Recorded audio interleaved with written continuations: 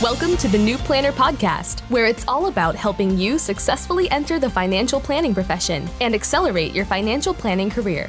This podcast will help you understand the profession, become familiar with the various career paths available to you, and avoid the mistakes that limit your success. Join your host, Caleb Brown, to explore the human side of creating a successful planning career through interviews, personal experience, and insights from the trenches. Let's get started. Welcome to the 181st episode of the New Planner Podcast. This is Caleb Brown, your host. My guest today is Bryan Schneider, a student at the University of Michigan. Bryan joins the show today to discuss how he is preparing to enter the financial planning profession, starting with how he recently decided he wants to become a planner, even though he's an economics major and his school doesn't offer a financial planning option, and how once he made this decision, what steps he took to learn as much about the profession as possible. Check out the middle part 2, where he talks about signing up for a CFP Certificate program while still taking his undergrad classes at the University of Michigan, working for the basketball team 30 to 40 hours per week, and taking 14 credit hours, and how he manages it all. Stay tuned to the end, where he shares his definition of financial planning, the type of roles he is seeking, and some tips for others going through this journey of becoming a CFP. If you think it might be too difficult to become a CFP because your school doesn't offer a CFP major, then this episode is for you. Hey, Bryan, welcome to the New Planner Podcast. Hey, Caleb, how are you doing? I'm doing great. Thanks for joining me for a few minutes today. I'm looking forward to this. Same as well. Yeah, so I know we talked, I guess it was a while ago, but can you just fill us in? One of the things you shared with me is like you're going to a Big Ten school, great large university, always had followed them ever since the Fab Five. And then when we started playing, Georgia started playing you guys in football, but you don't have a CFP program. So there's no CFP program. So how did the wealth management, the CFP, all that stuff get on your radar? So growing up, I was always really good at math and statistics. So I always knew I wanted to go into finance, but I really wasn't sure what I really wanted to do. I do know finance was what my dad did, so it always sparked an interest for me. So I always knew finance was always pretty much my career. And so this last year, I spent a lot of time looking at different finance opportunities, and nothing really came out at me. There's a couple things I thought were kind of interesting, but just didn't seem like what I really wanted to do personally. So I reached out to a whole bunch of other people, alumni, and other people in different industries to find out what I thought was the best career opportunities for me. I ended up reaching out to a couple Michigan alumni who are financial planners and wealth managers. And that really sparked an interest in me. Great job using your network. LinkedIn makes it so much easier now just to reach out to the alumni. And one of the alumni actually recommended your book, Finding Your Path. Oh, there we go. Nice. Yes. And that was pretty much what I would say the deciding factor, really just because that book pretty much laid everything out for people who do read it. And I really enjoyed it, really well written, and showed pretty much how I should be getting an internship or potential job in the future. And because of that, I thought it was a great idea. And a lot of the alumni I spoke with spoke highly of the profession. So I decided to go into financial planning because of that. Man, I really appreciate sort of the plug on the book. I'm glad that's why I wrote it. So it's really cool to hear you talk about this and to have one small part of that. When you say finance, you're talking about more were you thinking corporate finance? I think you said your father did that. Is that what he was doing, corporate finance? Because that's, as you're learning, a lot different than personal finance. Mm-hmm. Yes. My dad was a financial manager for General Motors, retired now. But so was more corporate, and I really wasn't sure what I wanted to do. So I decided to sign up for CFP classes and to sit for the exam next March 2025. Okay, wait a minute. I just want to make sure I have that correct. So at Michigan, your regular finance degree, what year are you in right now? I'm a junior currently studying economics. Okay, econ major. Okay. So you're still pursuing your undergraduate at Michigan. I guess I'm just sort of surprised. I've never heard that before. You're also you're pursuing the CFP coursework parallel to your University of Michigan academic non-CFP coursework simultaneously? Correct. Yes. That's crazy. Why are you, it's amazing, but why are you doing that? One of the reasons was because I knew it was going to set myself apart from other students, and it also looks good for a resume. Okay, that's awesome. And I want to come back to that, but I also want to talk about, because I think I remember you were saying like you're also involved with, I can't remember, as the football team or the basketball team doing something. What are you doing there? So you have a job on campus somewhere? Yes, I'm currently a basketball manager. Our season has finished though, but we currently work with the team. We help players rebound, help coaches with statistics, help coaches with film, recruiting, even transfer portals and all that work. And it's really good. I work about like 30 to 40 hours a week with the team, helping them any possible way I can. So, okay, wait a minute. You're working 30, let's just go on the low end, 30 hours a week with the basketball team. Then how many hours are you taking at Michigan right now? I'm currently taking 14 credits. Whoa. Yes. I currently spent my last 2 summers here in Ann Arbor working with the team and also taking classes at the university. 14 credits, 30 to 40 hour part-time job. And I don't feel like that's something you can just kind of show up for and just wing it. The wheels are turning. Like, this is a lot on the plate.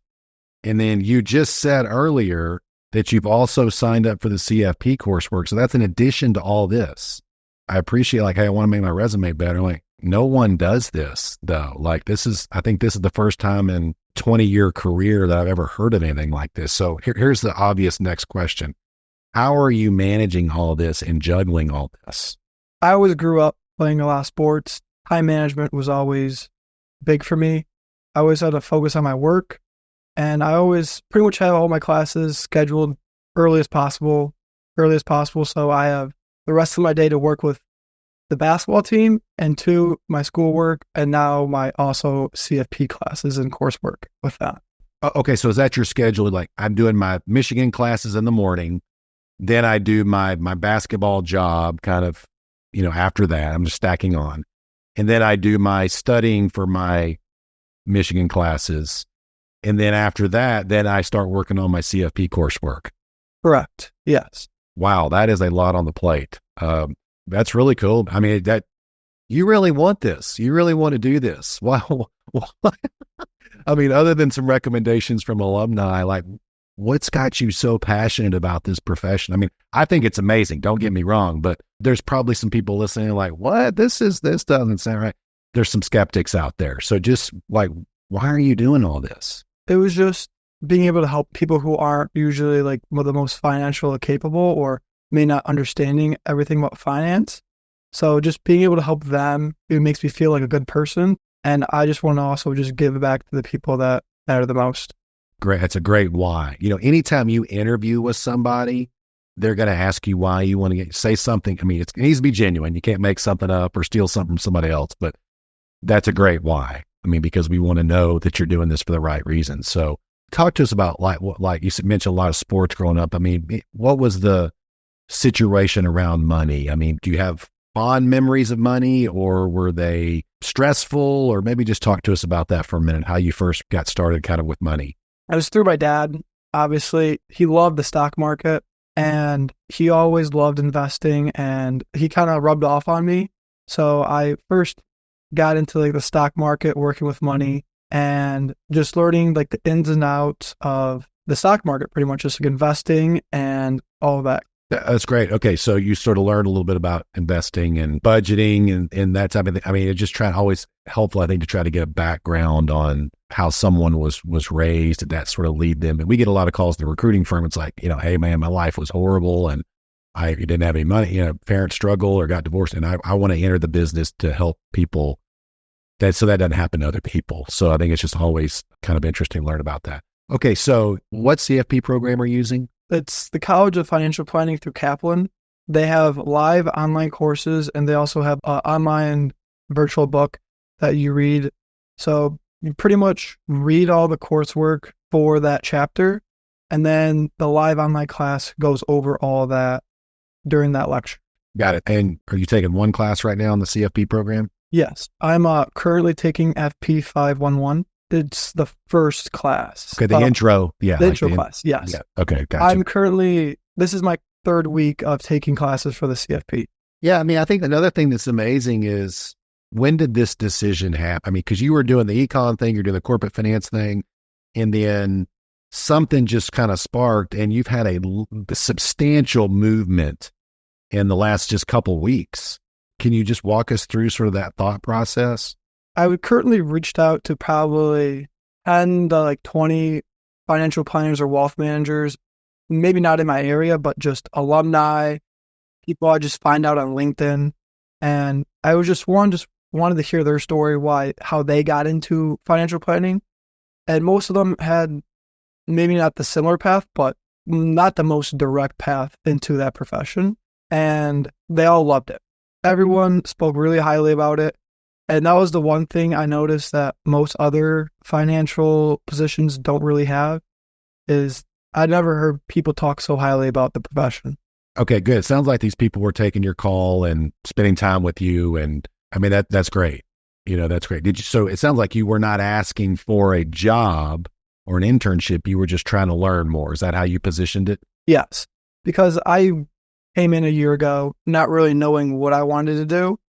And after reaching out to probably over 100 people through LinkedIn, cold emailing them, and just learning about like what I wanted to do as a person, I realized that wealth management or financial planning was the correct path for me.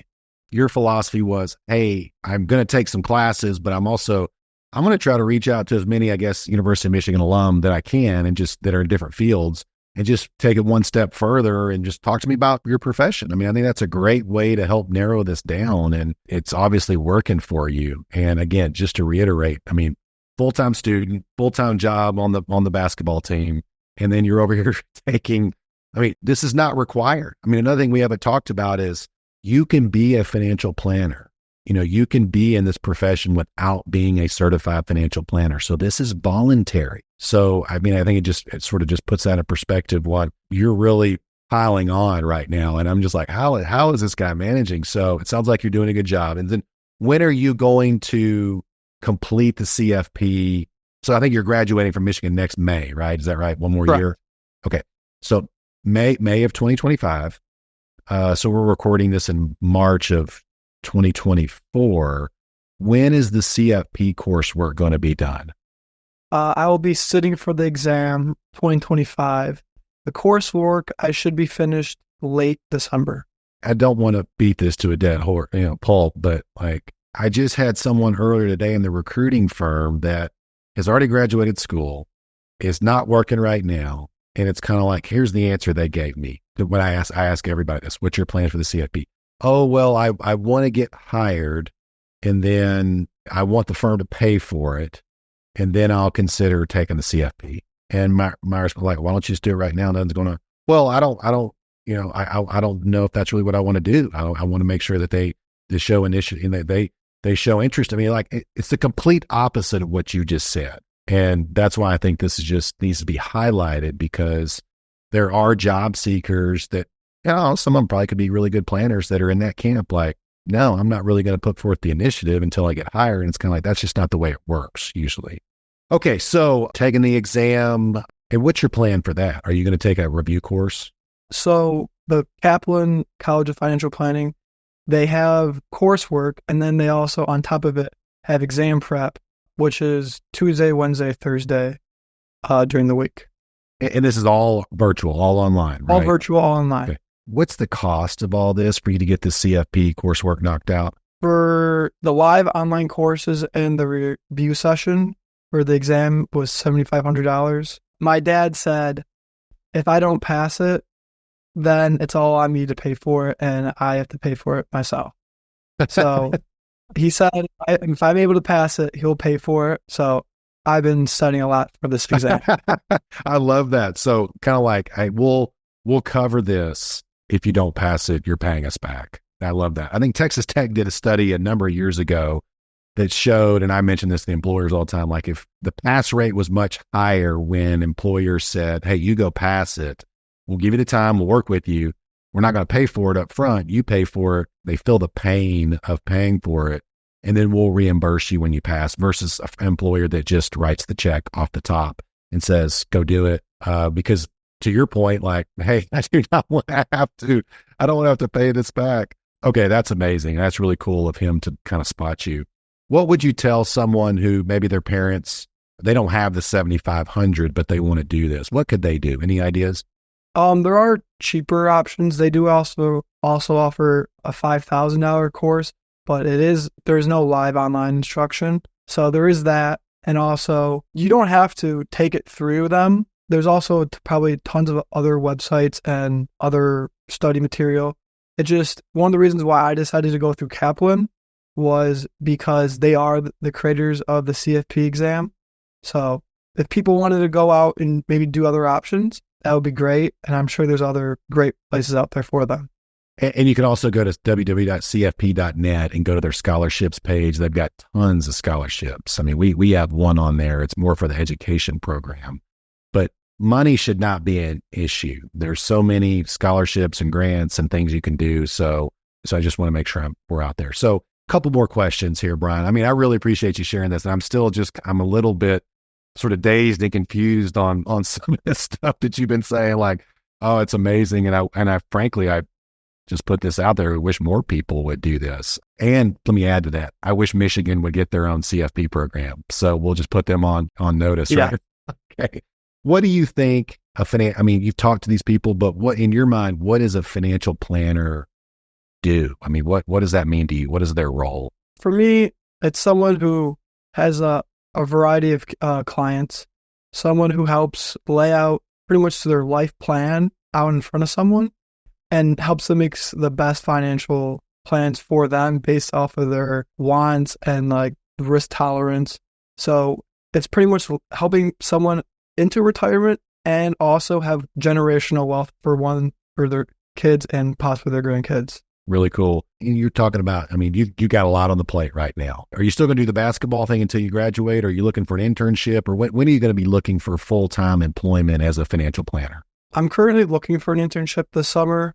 So I wanted to have that internship to, one, pretty much have like a backbone of like the understanding of it in an actual workplace. And I'm looking to go pretty much to have a job out of school. So internship for this summer. Yes. So 2020, and then you looking for the full-time gig, and let's just call it like June of 2024? Yes, or June of 2025. Yes, thanks for correcting me. What locations are you looking at? You want to stay in Michigan? I would like to stay in Michigan, but I'm also open to other areas. I've been in Michigan all my life, so I kind of want to go out, explore different parts of the country.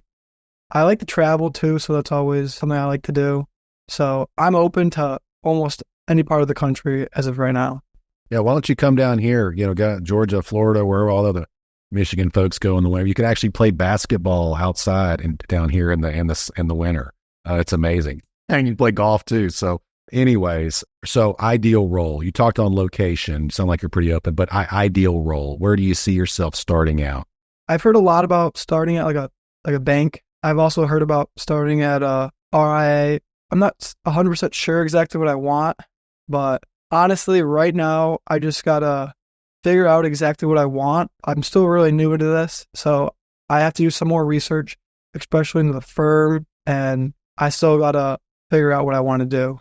And that'll come, and hopefully the book and this podcast will help, but that's the channel. I was talking about when you find the company, what do you want to be doing when your first day of work, your first month, like what are you doing all day, every day?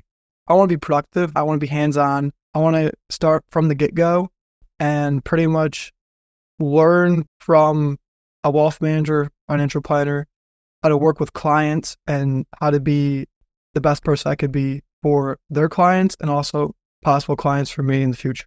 Yeah. So it sounds like an apprenticeship model, sort of a mentorship. Yeah, that's great. Well, I got to tell you, Bryan, I mean, like, I love the initiative and the stuff that you're doing. I mean, it really is. It's rare. Unfortunately, it's rare, but kudos to you for just sort of grabbing the bull by the horns. This is amazing. Any other thoughts or anything else you want to share to the new planner audience? I mean, we've got firm owners listening to this. We have career changers. We have students like you in CFP programs. We also have students that are at a college. There's no CFP program. So anything else you want to share before we close out? Just find your path. There's a lot of options out there in the world, and finding your correct path is one of the best things that happened for me and could possibly happen for many people listening to this podcast. Awesome, Bryan. Thanks for stopping by. Great chatting with you. Love what you're doing and can't wait to see you out there and just having a lot of success. Yeah, thank you. Thanks for joining us for this episode of the New Planner Podcast. If you're ready to discover the top career paths for financial planners and see which track is best for you, we created a free guide to help you. Grab your copy of the Financial Planner Career Roadmap at newplannerrecruiting.com/roadmap. There, you'll also find more tools and resources all created to help you build a successful financial planning career. Tune back in next week for another episode, and until then, we're here to help you succeed.